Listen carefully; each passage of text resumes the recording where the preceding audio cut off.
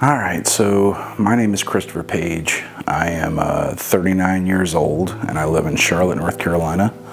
I'm an astronomer. I am a skeptic, very much so. And I've lived in Charlotte pretty much my entire life. As an astronomer, I spend a whole lot of time under the night sky, and I've seen some odd things over my years of looking up at the night sky.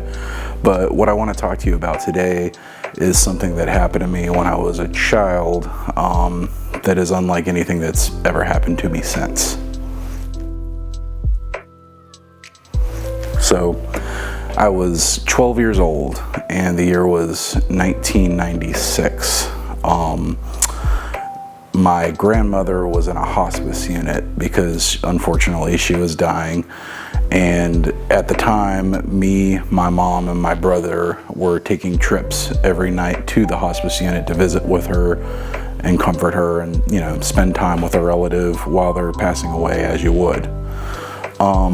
So on this particular evening, we were driving home through our town of Mint Hill, North Carolina, which is just a small town outside of Charlotte.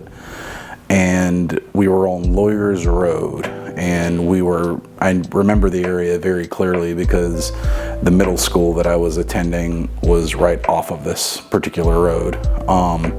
So anyway, we're traveling on a residential area of the street towards one of the more main intersections in town.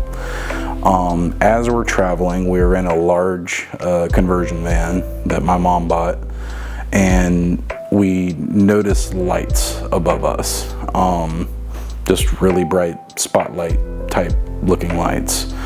And my mom slowed down to get a better look at it, and I was in the front seat and my brother was behind me.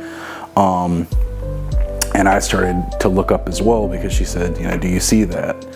So I look up from the windshield and I see very close to us as far as an aircraft would be concerned. It couldn't have been more than a half a mile away. A very large triangular aircraft.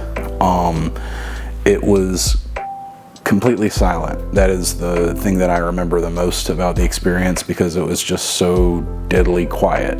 I rolled the windows down, I was sticking my head out looking, and it was so close to us that we could literally see the metal or material, if you will, of the craft. I remember being able to see rivets and those, I don't know if they were actually rivets, but you could see detail of the actual structure of the craft. It was that close.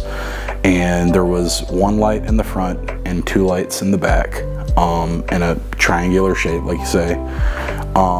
And we both were looking at it and kind of gasping, and we continued driving down Lawyers Road until we got to the intersection of Lawyers and Lebanon, which is where there's a more commercial area. There's a McDonald's on the corner there, and at that point it was gone. So, you know, the whole interaction probably lasted maybe 2 minutes, but it is just glued to my memory because it was so big, it made no noise, it was unlike any aircraft that I had ever seen. The closest bet that you could make is maybe like a stealth bomber, but why would a stealth bomber be flying over Mint Hill, North Carolina at 9 o'clock at night on a Sunday? I believe it was a Sunday. It just doesn't add up. And you would have heard it. It was so close that we could actually see the material. So like I say, definitely would have been able to hear a craft of that size that close. I'm saying all this because I found out a couple years ago that this all took place around the same time of the Phoenix Lights incident. And apparently the crafts that were seen during that were very similar. And my hope is that maybe somebody will see this who was living in Charlotte at that time, and maybe, just maybe, they were driving in that area on that night and also saw it and can confirm with me. I know I'll probably get a lot of joke comments, you know, I was the UFO, can't confirm, etc. But I say this because, again, I'm a skeptic. I don't believe in things that you can't scientifically prove or see with your own two eyes. But this is something that's always stuck with me, and in particular my mother. She'll always bring it up because we just can't explain what happened that night. I have no way of understanding what happened, why it happened. Sometimes I wonder if we might have been abducted had we not driven into that, you know, more lit commercial area that we were driving to, because otherwise why would it be flying directly over us?